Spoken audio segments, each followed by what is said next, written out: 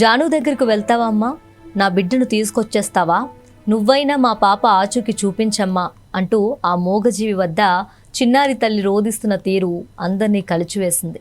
కాకినాడ జిల్లా తుని మండలం దొండవాక పరిధి సిహెచ్ అగ్రహారంలోని పామాయిల్ తోటలో ఈ నెల 6న అదృశ్యమైన 2 ఏళ్ల జ్ఞానేశ్వరి ఆచూకీ ఎక్కడుందో తెలియకపోవటం మిస్టరీగా మారింది.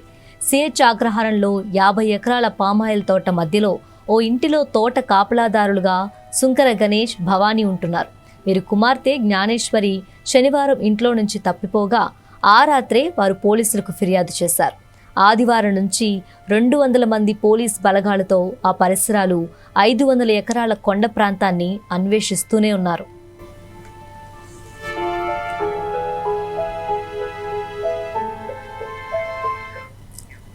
గోదావరి జిల్లాలోనే కాదు, తెలుగు రాష్ట్రాల్లో చర్చనీయాంశంగా మారిన 2 ఏళ్ల జ్ఞానేశ్వరి మిస్సింగ్ కేసులో కీలక పరిణామాలు చోటు చేసుకుంటున్నాయి. తాజాగా పోలీసులు, అధికారులు, ప్రజలే కాదు, ప్రముఖ జ్యోతిష్యుడు సైతం జ్ఞానేశ్వరి నివాసానికి నేరుగా చేరుకున్నారు. ఆయన టెక్నాలజీ నేపథ్యంలో మినీ మిషన్లతో ఇంట్లో పాజిటివ్, నెగిటివ్ అనే ఎనర్జీని గుర్తించే ప్రయత్నం చేశారు. దాదాపుగా నివాసం అంతా ఆ 2 మిషన్లతో చూసిన ఆయన ఖచ్చితంగా 99% జ్ఞానేశ్వరి తిరిగి వస్తుంది అంటూ ప్రముఖ వాస్తు సిద్ధాంతి అనంతశేషు స్పష్టం చేశారు.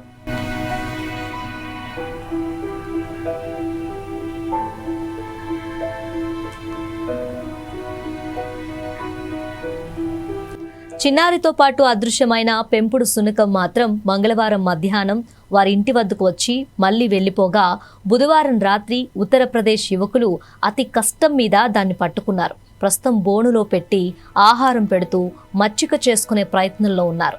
జ్ఞానేశ్వరి ఆచూకీ తెలుసుకునేందుకు ఈ కుక్కే కీలకంగా మారింది.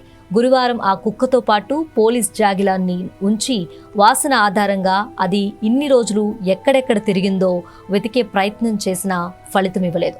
మరోపక్క చిన్నారి జ్ఞానేశ్వరి జాడ తెలుసుకునేందుకు పోలీసులు ప్రయత్నాలు కొనసాగుతున్నాయి.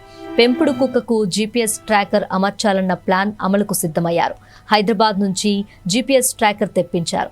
గత శనివారం చిన్నారితో పాటు పెంపుడు కుక్క అదృశ్యమైంది. ఆ తర్వాత 3 రోజులకు కుక్క తిరిగొచ్చింది. కుక్కకు జీపీఎస్ ట్రాకర్ అమర్చితే అది వెళ్లే మార్గాన్ని అనుసరించి పాప జాడ కనుక్కోవచ్చని భావిస్తున్నారు.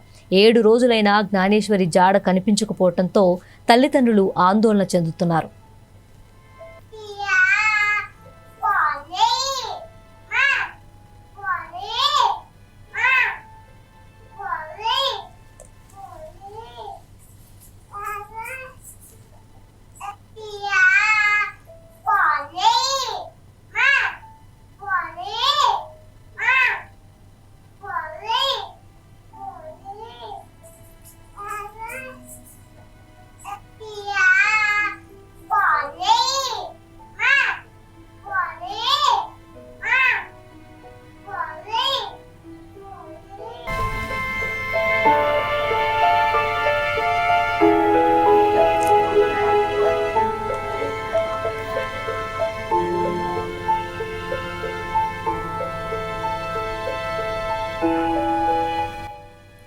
దాదాపు 50 ఎకరాల పామాయిల్ తోటతో పాటు చుట్టూ 100 ఎకరాల్లో విస్తరించి ఉన్న కొండ పరిసరాలను పోలీసులు ఆశాంతం అన్వేషిస్తున్నారు.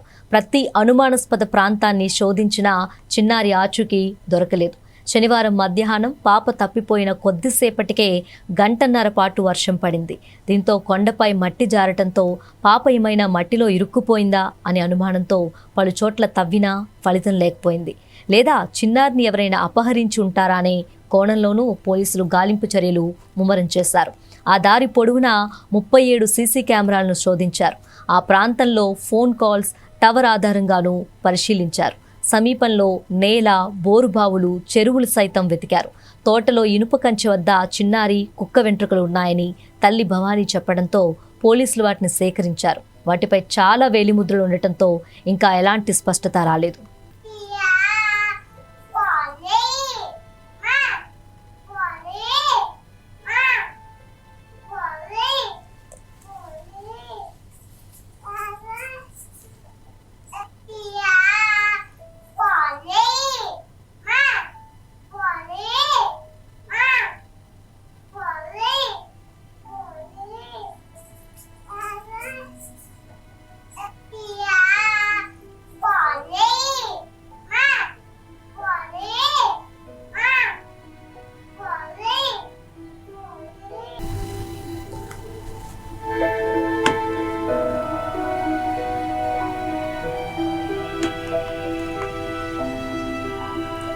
ప్రస్తుతం కుక్క ప్రవర్తన చాలా దూకుడుగా ఉంది.